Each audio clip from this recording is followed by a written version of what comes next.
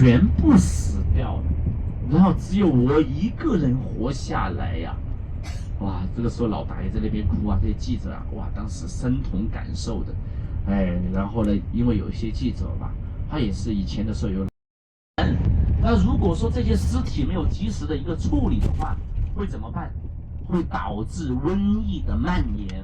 哇，很多人都长蛆了，那个苍蝇呢，那个蛆在身上蠕动，所以啊，当时解放军把他们这些人装在那个黑色的军队提供的那个打仗的裹尸。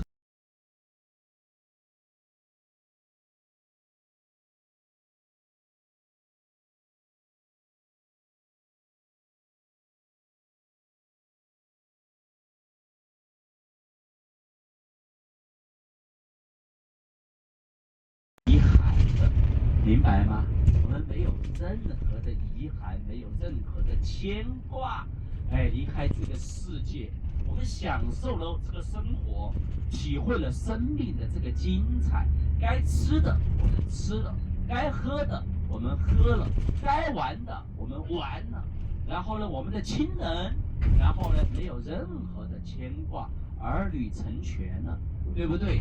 这才是我们生命的一个精彩之处，所以叫做善终之福。所以呢，在这个地震之后，时间过得好快好快，然后呢，真的这个地球上有太多的灾难，地球过这个地震过了啊10多年了，我们的这个新冠病毒席卷全球。新冠病毒之后，我们中央电视台的记者，然后呢就在一个广场去采访，很多老年人在那个地方跳广场舞，对不对？然后呢，我们的新闻记者呀，就在广场上对这些来来去40多岁的一对夫妻，这个时候呢，要抓住他们啊，先生女士啊，可不可以啊停下来？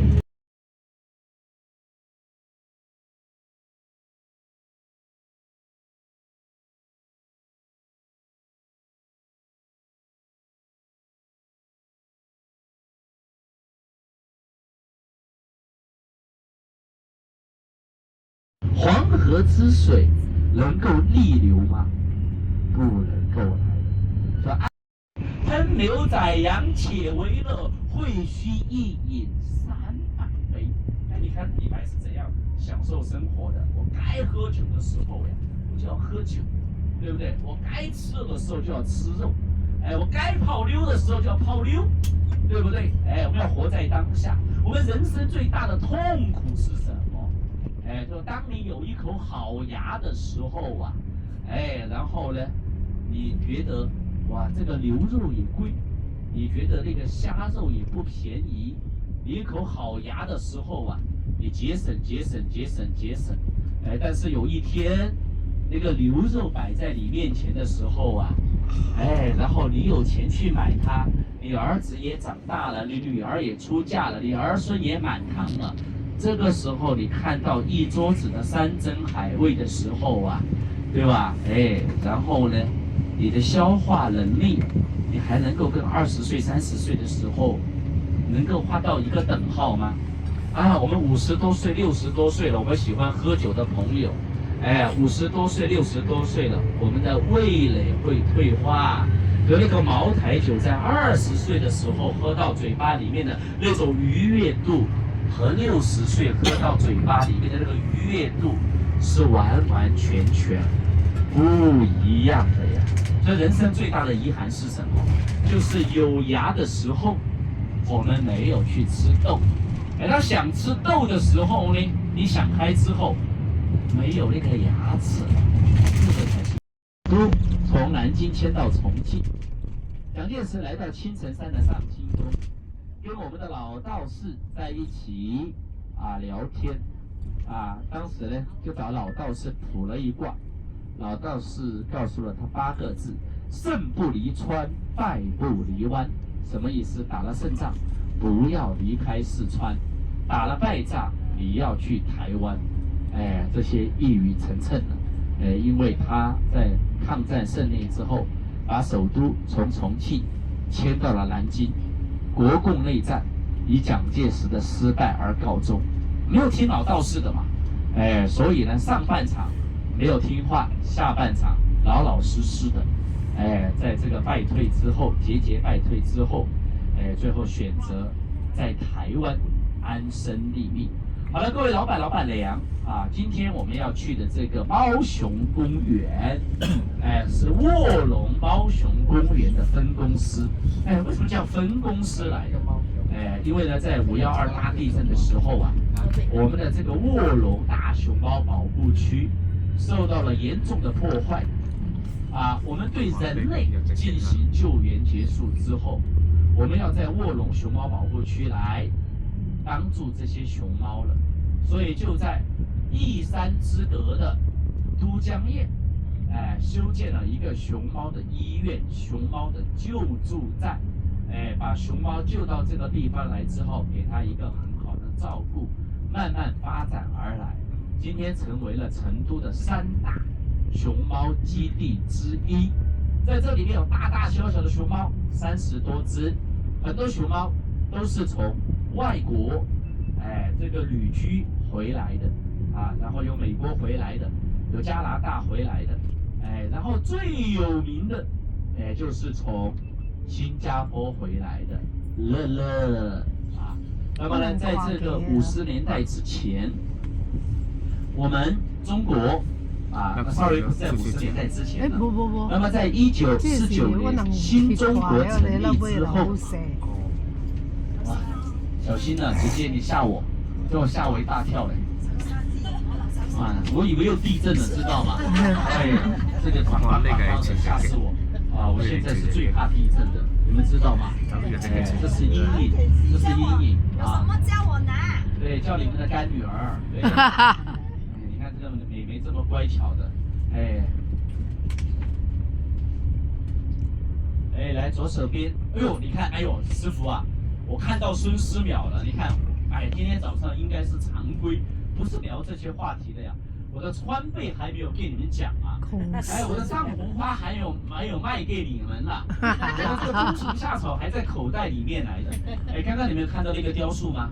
那个雕塑你们看到是谁了没有？哇，你这么厉害！看到名字啊！哇，你华语这么厉害，不是你们这一代人都是学英文的吗？那是我儿子那一代。你儿子这一代哈 ，OK 了哈。你看孙思邈，孙思邈是谁？孙思邈是谁？孙思邈，他摇头了。姐姐，你知道孙思邈是谁哈？你也不知道孙思邈是谁，真的不知道还是难得糊涂？只知道孙中山。孙思邈是唐朝的一个大医生来的，他被称之为什么？称之为药王菩萨，对不对？是我们称之为药王来的明朝的李时珍，然后汉朝的张仲景，唐朝的孙思邈。孙思邈他的著作叫做什么呀？叫做《千金方》。好像是叫《千金方》来的哈。这个要回去，好久没有回老家广元了我家在老家广元，我爷爷是中医。好像我还没有讲我爷爷的故事哦，才讲到一半。对我好多故事，真的好多故事刚刚没有讲到。然后呢等一下的时候再跟大家一个分享。我们在50年代的时候，新中国成立之后，毛泽东是义无反顾地加入了斯大林的阵营然后呢，西方国家对中国进行制裁，然后呢，我们东方跟西方进行冷战，然后呢，在1964年的时候，法国的戴高乐将军当选成为了法兰西第5共和国的总统之后，他认为这个世界不是美国人说了算，不是苏联人说了算，他认为这个世界是一个百花齐放的世界。所以戴高乐将军当选总统之后，给中国伸出了橄榄枝，然后中国跟法国建立大使级外交关系。中国跟法国建交之后，我们中国就送了什么？就送了什么呀？就送了这个熊猫，就送了这个熊猫到这个法国去所以在西方掀起了熊猫热。所以后来西方国家跟中国建交之后，我们都送熊猫一对一对给他们的国家。这种情况呢，一直持续到1983年。1983年之后，我们再也不送熊猫到外国了。外国人想看熊猫怎么办？来租一只50万美金，然后呢，我们不是一只一只的租一只出去，那熊猫它想它女朋友了怎么办？想它男朋友了怎么办？那熊猫得了抑郁症，得了相思病怎么办？所以我们一定是2只的猪。那为什么在1983年之前是送，1983年之后是猪呢？因为1983年对熊猫来讲是它的厄运年、本命年。熊猫在这里，我想问问大家，它是肉食的动物还是素食的动物？素食的动物，为什么？因为它吃竹子，对不对？但是熊猫它是不折不扣的肉食动物啊。熊猫它为什么能够称为我们中国的国宝？不是物以稀为贵，不是因为它是种群数量比较少的动物，有很多动物比它还要少，比如说像朱鹮一种鸟。熊猫被称之为我们整个世界的活化石，它是所有哺乳动物里面最古老的动物。它同一时期的那些动物都已经灭绝了，成为了化石。因为在历史上，我们的这个小行星撞击地球之后，我们大量的森林焚烧，然后我们太阳的阳光照射不到地球上来。我们地球进入了冰川时代、冰河世纪，大量的动物灭绝，大量的动物死亡。熊猫在那个时候啊，也是没有食物吃，所以熊猫饥不择食，选择吃竹子。所以这样一个饮食习惯的改变，它进化，躲过了冰川时代的浩劫。好了，还没有讲到为什么，我们就到了。等一下我们上车再来讲。好，来，我们在这里下车。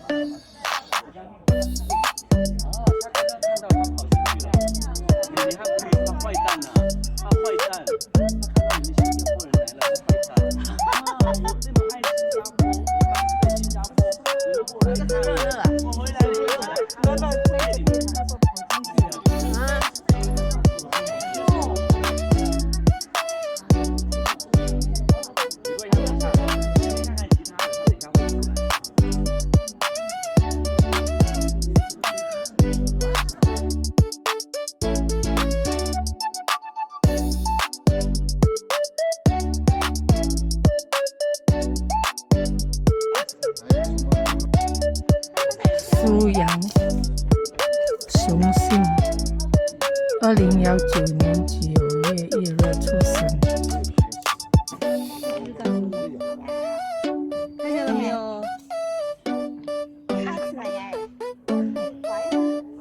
妈妈回去给你带好吃的，好不好？你在家乖乖的，行不行？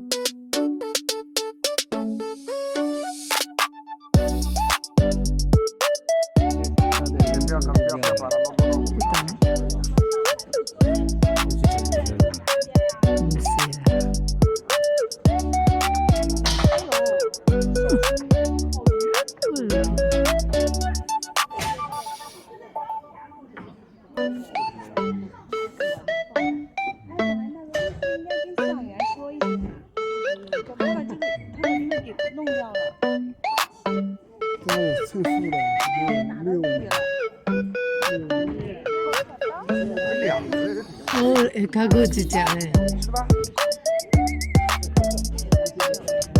会较一只较短。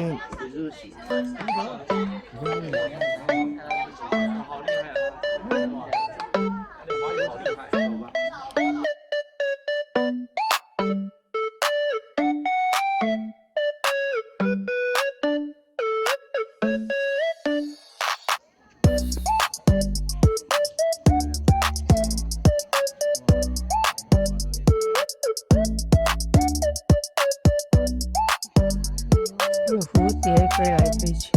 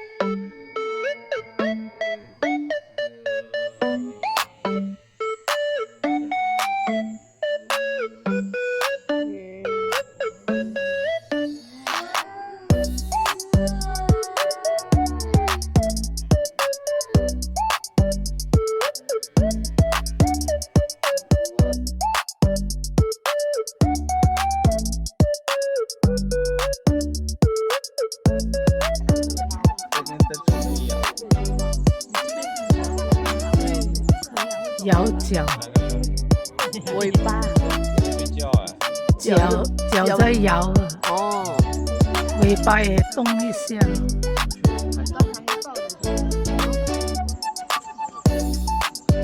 蛮大只。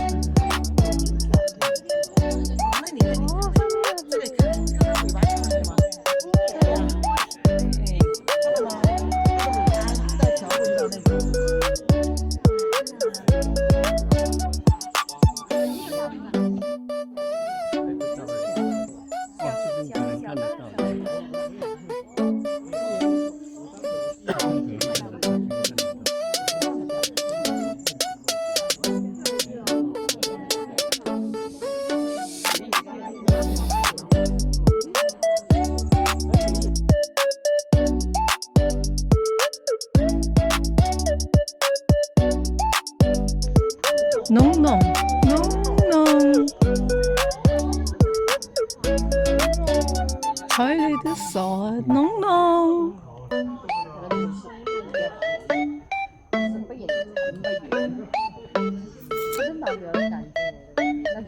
你食个肥肥嘟嘟的吧？哎呦！ 진짜 어제 길로.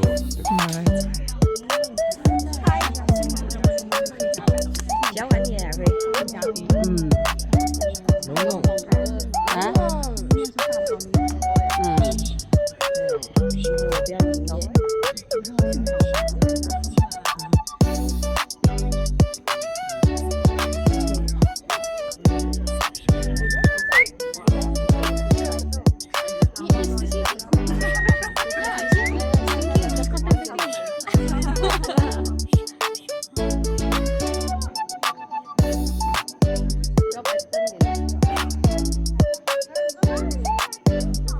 刚才那只翻筋斗啊！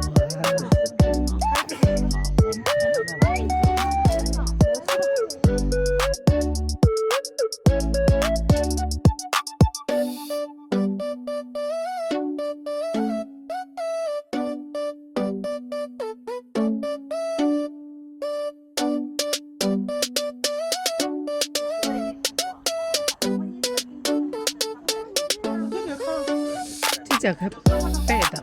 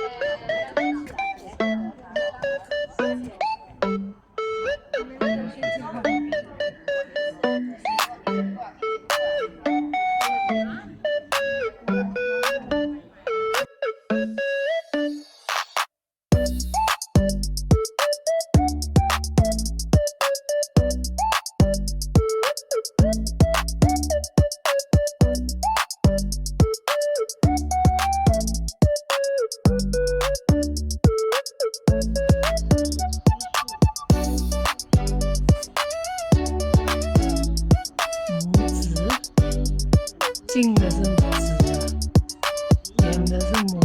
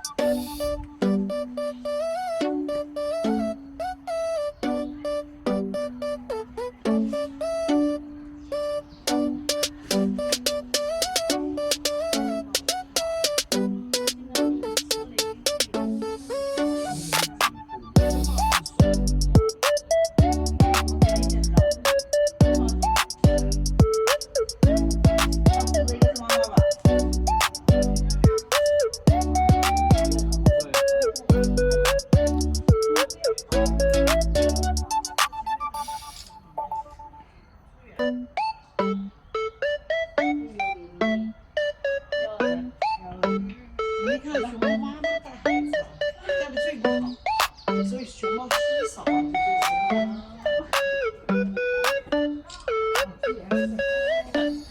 走了，我们出去了。你老婆等着了，儿子还在吃，那边还有一只睡哦哦。